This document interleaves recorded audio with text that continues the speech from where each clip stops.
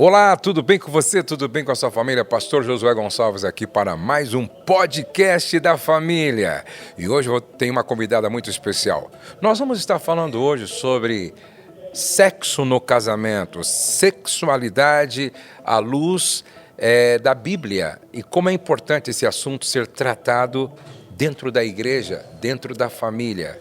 Você não pode perder. Se você não deu um like aqui ainda, dá um like. Se você não se inscreveu no meu canal, se inscreva. E um conselho, fica até o final, porque muitas dúvidas vão ser tiradas hoje. E depois você compartilhe o link desse bate-papo aqui com as pessoas que você ama e você quer bem, ok? Porque o podcast hoje vai ser muito especial. Ariane, obrigado por ter vindo mais uma vez participar do nosso podcast. Eu que agradeço, estou com meu coração muito feliz, porque, como eu sempre digo, é um assunto importante, é um assunto relevante, é um assunto que cura, é um assunto também, né, que gera uma prevenção, que é realmente revelado, é quebrado, que é falado entre família, gera essa conexão.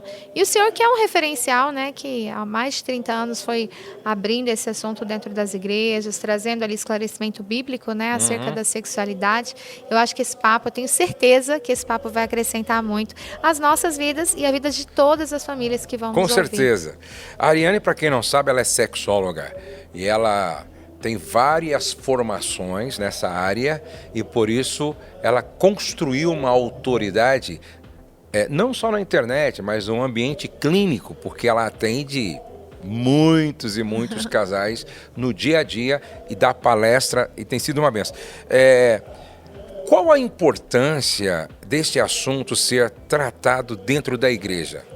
Então, em primeiro lugar, por ter sido algo criado por Deus. Quando nós entendemos que o nosso Pai, Ele é um Pai que criou o cabelo, a mão, a perna, Ele criou órgãos genitais, Ele criou terminações nervosas, um corpo que responde a estímulos, um corpo que sente prazer. Quando nós entendemos e reconhecemos que o nosso Pai é um Criador perfeito e nos criou com perfeição, nós reconhecemos que este é um assunto importante a ser falado. Eu penso que tudo que não é conversado, tudo que não tem limites, uma empresa que não tem limites, que não tem regras, um lugar que não tem chave na porta, tá tudo solto, todo mundo entra e sai, não tem nada organizado. E as coisas, os assuntos sexuais dentro da igreja, na família, são assuntos que precisam ser falados da maneira correta, impondo limites, organizando, esclarecendo, porque onde há dúvida, há dor. Na maioria das vezes, né? A gente não pode generalizar. Exatamente. Mas eu percebo até, inclusive, nas falas do senhor, que eu aprendo muito com o senhor, enfim, nós percebemos que quando não é falado, as coisas ficam soltas. Exatamente. Tudo frouxo, assim, desajustado. E é algo que precisa ser dito até para que a igreja, para que as ovelhas, a família, o filho, o pai, a mãe, o avô, a avó, saibam lidar com as dificuldades. Por exemplo, quando um pai pega uma criança de 3, 5 anos, né, mexendo no genital, quando a criança mexe nesse genital, quando a criança começa a se estimular. É uma criança, ela não tem repertório sexual.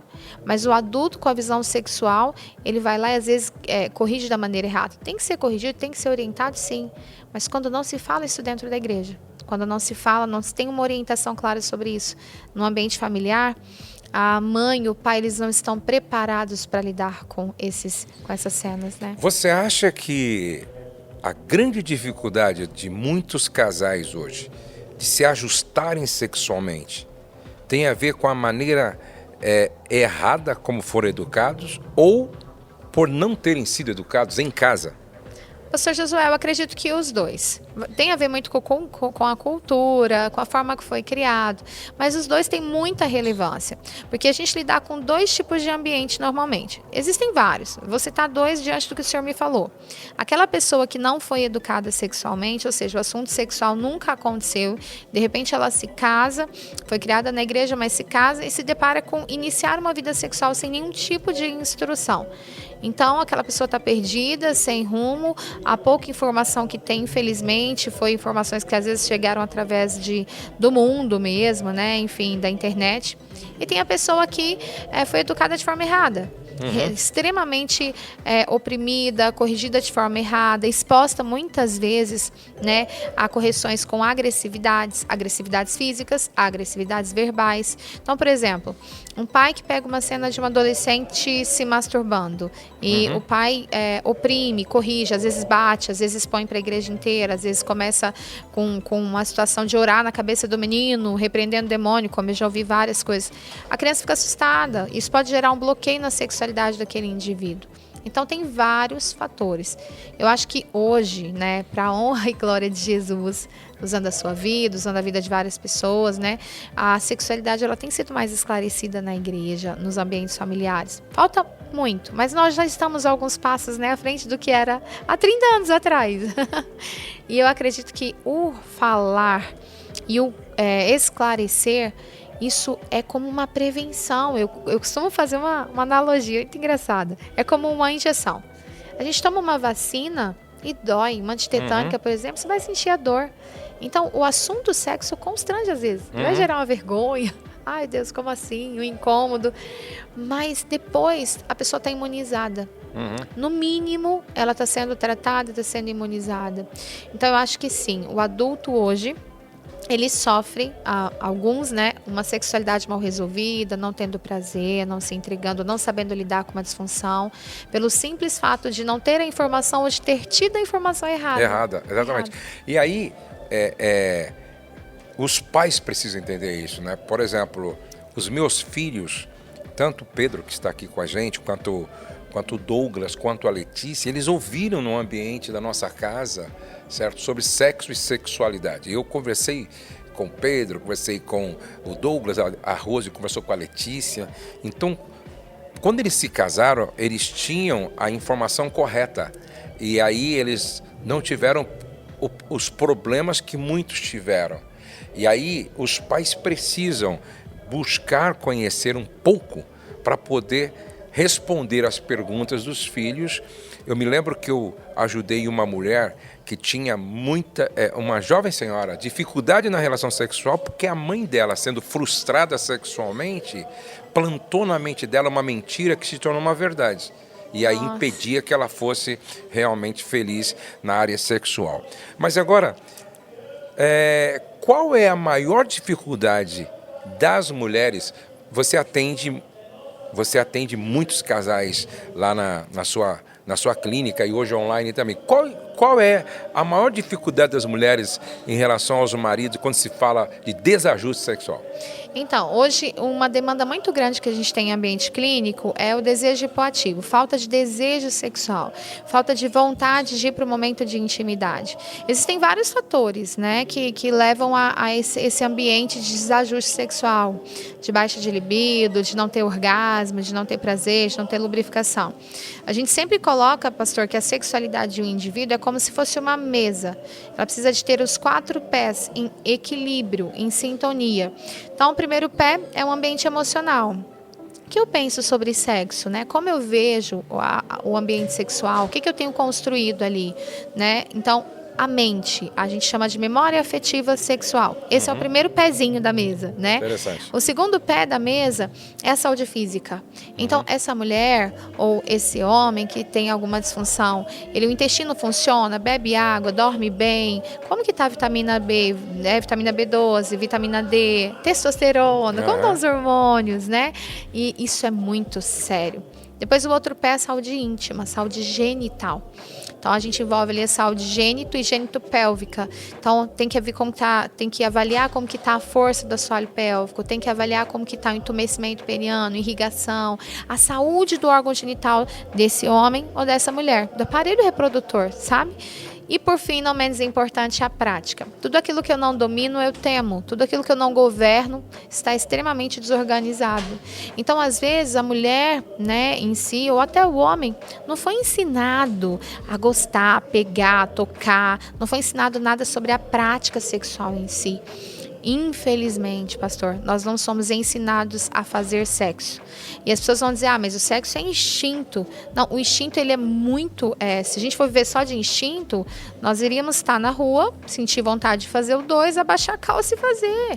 Por que nós não fazemos as nossas necessidades na rua, na calçada do vizinho? Porque nós não vivemos por instinto. Então, o sexo ele é aprendido como aprendemos a dirigir um carro. Você entra num carro, você tem que entender sobre o retrovisor lateral, central, embreagem. E não se ensinam a fazer sexo, principalmente no meio cristão. E aí muitos cristãos praticam um sexo pornográfico. Né? Aquela coisa de força, pressão, velocidade, com palavras extremamente torpes, fora de um contexto sexual saudável, e acreditam que aquilo é o certo. Então, o quarto pé, a prática, saber fazer, aonde tocar, como tocar, a maneira correta. Nosso corpo tem segredos, né, anatômicos, nós precisamos entender. Então, quando vem esse paciente com essa demanda, tipo, não gosto, tenho nojo, não tenho vontade, não tenho desejo, não tenho lubrificação, não tenho ereção, essa é a maior demanda, a maior de todas. Então, quando vem, normalmente a gente avalia esses 4 pés. Se um deles está manco, ou se os 4 estão desorganizados, ou se 3, a gente vai trabalhar o realinhamento, o reajuste, dentro do ambiente clínico e pastoral também, porque querendo ou não, é uma coisa muito séria. Esses 4 pés, eles sustentam, mas o principal, que é o que recobre essa mesa, é o espiritual. Se nós não temos intimidade com o Espírito Santo, infelizmente é impossível ter uma intimidade sexual plena com o cônjuge. Interessante. É muito sério. Agora, uma outra questão muito importante também. Essa é uma pergunta que sempre chega pra gente, né? O que você acha dessa questão do motel? É pecado, não é pecado, é errado? Como é que você responde quando se pergunta isso para você? Essa pergunta é bem recorrente para nós, né, pastor? Então, eu tenho muito o que aprender, mas eu vou expor sim o que eu penso. Eu não indico e não sinto paz no ambiente de motel. Não é só por questão de ter mácula no leito.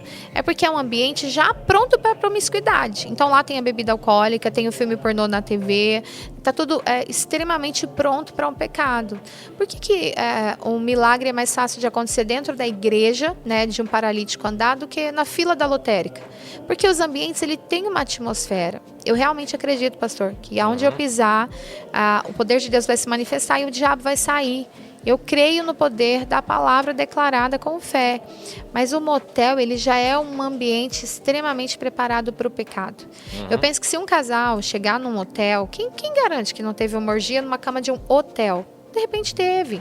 Mas se de repente eu chego naquele hotel e eu consagro, eu acredito que é algo mais leve, entende? E não é um ambiente que foi preparado com aquela intenção, né? Não, não foi. Exato. Não foi preparado para aquilo. Agora, o motel, realmente... Eu também não sinto paz e eu acho que não é o melhor lugar para um cristão. Né? Não é o melhor lugar para o cristão. Agora, é interessante que uma outra pergunta que sempre vem no quarto de um casal cristão, vale tudo?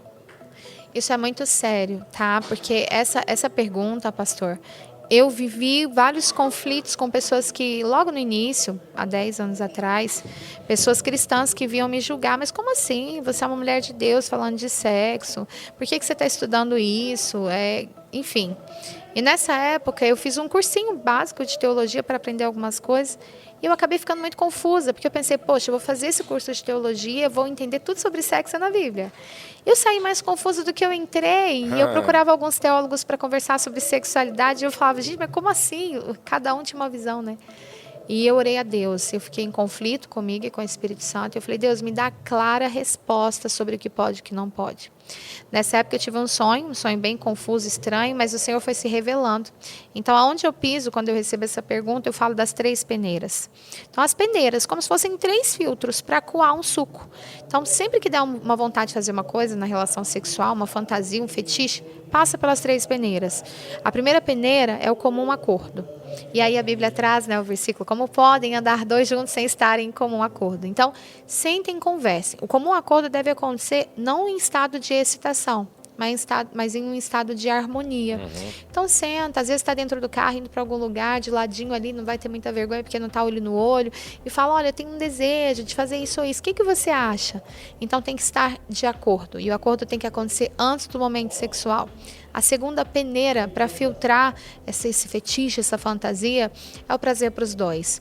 Porque se dentro de um ato sexual teve o acordo, mas vai para a relação e um tem dor, sangra, ânsia de vômito e um está sendo ferido físico ou emocionalmente, Deus não está nisso. Ambos têm que ter prazer com aquela prática, né? Ambos têm que ter prazer com aquele movimento sexual. E a terceira peneira e a última, e não menos importante, é a paz. O que é paz? Paz é resposta de Deus, né? Às vezes a gente vai fazer uma oração e não vai o céu se abrir, né? Os anjos descer, mas o Espírito Santo vai se revelar, enchendo o nosso coração de paz, né? Ou tirando a nossa paz. Porque algumas coisas, não é, pastor? Às vezes a gente chega num ambiente e o coração fecha, dá vontade de sair. Então é muito, muito importante sentir paz. Então eu acho que basicamente é isso. Vale tudo entre quatro paredes? Pensa, tá de comum acordo? Tem prazer para os dois sentem paz. Se passou pelas três peneiras, eu não tenho como julgar. Não é antibíblico, né? Não tá... E sobretudo, a Bíblia diz, quer comais ou bebais, façam tudo para a glória do Senhor. E essa é uma pergunta interessante. Está trazendo glória para Deus isso? Deus está sendo glorificado nisso? Eu creio que essa é uma pergunta que a gente tem que fazer sempre. Para a gente mesmo, né? Isso aqui está trazendo glória para Deus? Está glorificando o nome do Senhor? Não. Então eu não devo fazer. Não é verdade? Glória a Deus. Agora, existem muitas outras dúvidas, não é? Por exemplo, muitas mães perguntam qual é a idade ideal para começar a falar de sexualidade e sexo para os filhos? Então, isso é fantástico, porque quando uma mãe se preocupa com isso, eu já fico feliz. Eu já fico em festa. Claro. Porque somos nós pais que devemos levar essa informação. Esse é o assunto mais íntimo entre dois seres. Então, o assunto mais delicado e mais íntimo, ele deve acontecer no seio familiar, no ambiente familiar, né? Então, a idade para falar de sexo com uma criança seria desde que ela nasceu e que entregando as informações de acordo com que ela cresça. Não necessariamente sobre sexo, mas sobre a sexualidade em si.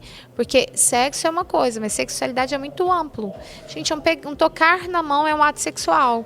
Você falando de sexualidade e não de sexo homem e mulher. Então, assim, o que a gente entende comprovado cientificamente pela psicologia, por estudos relacionados ao desenvolvimento psíquico de uma criança? A criança, a partir dos 6 anos de idade completos, ela já tem preparo cognitivo mental para aprender o que é sexo. A partir de 6 anos de idade ela já tem esse preparo. Mas vai da cultura familiar e da forma que esses pais vão falar. Como que a gente orienta? A criança está ali caminhando com 3, 4, 5 anos, a gente já tem que prevenir, né? Levar as informações do tipo, aqui é seu órgão íntimo. É muito legal, pastor, que os pais não usem palavrinhas bonitinhas, né? Eu pratiquei esse erro também como mãe, depois estudando eu vi que a gente tinha que rever, mas ficar falando, o seu pipi, o seu popô, não, é o pênis, é a vagina, isso é muito sério. A gente tem que educar da maneira correta. Usando as palavras corretas, né? Exato, pastor, para que a criança não se sinta enganada. Que quando ela vai lá para a escola, ela fala, poxa, mas eu me senti enganada, minha mãe me ensinou outro nome, outra coisa, e assim por vários outros motivos. Então, qual é a orientação mais assertiva? Vamos lá. Primeiro, a criança vai ensinando, vai educando pelo caminho, né? Mas a criança chegou aos 6, 7 anos de idade. Está no tempo de ter uma conversa mais clara com essa criança. E aí, se a criança veio perguntar para você, devolva a pergunta para ela. Fala, olha, você quer saber o que é sexo? O que você acha que é sexo, filha? Sorrindo, simpatia, acolhimento, principalmente o acolhimento. A criança precisa se sentir acolhida pelo pai e pela mãe. Não tipo, aonde você ouviu isso? O que você quer saber sobre isso? Não, acolha aquela criança com um sorriso no rosto. Devolva a pergunta. Escute o que ela tem para falar. Escutar os filhos é muito importante sobre esse assunto. Escutou o que a criança tem para falar, você vai passar o seu princípio. É muito importante que você enfatize a afetividade. Como assim? O sexo na internet, ele é extremamente carnalizado. Nós entendemos biblicamente que o sexo é muito mais espiritual do que físico. Então, enfatiza para a criança o amor. Tipo, eu e papai, a gente se ama tanto, tanto, que a gente tem um momento que Deus preparou para a gente, onde papai e mamãe ficam juntinhos. E aí esse momento de amor, se chama sexo. E é um momento para adultos, casados, entende? transborda sobre o seu filho com amor e carinho aquilo que é real, né? Explicou, é muito bom, pastor José, para encerrar essa fala, que a mãe pergunte: você tem alguma dúvida a mais? Ah, não tem, pode perguntar o que quiser. E aí fecha enfatizando: filho, filha, comigo você pode falar sempre desse assunto. Comigo não precisa ter vergonha, eu tô com você. Isso. Porque assim você fecha ali com a criança. Mais tarde vão ensinar alguma coisa para ela vai perguntar para quem? Para a mãe, para o pai. Para o pai. Exatamente. É isso. Foi muito bom essa nossa conversa, que bênção. Obrigado, Ariane, e vamos ter outros momentos assim, tá bom? Assim que o pessoal nunca se esquecer desse tempo aqui, não é? Que nós estamos assim evitando o contato por causa do momento, não é? Mas olha, foi muito bom. A Ariane, ela tem um trabalho lindo que ela faz no Instagram, no Facebook, no YouTube. Qual é o seu endereço no Instagram? É o meu nome mesmo, Aryanne. Ariane, sexóloga cristã. Tem um conteúdo bem legal lá. Inclusive, vocês vão ver muito pastor Josué lá. Siga lá, porque conteúdo. vale muito a pena. Gente, Deus abençoe vocês.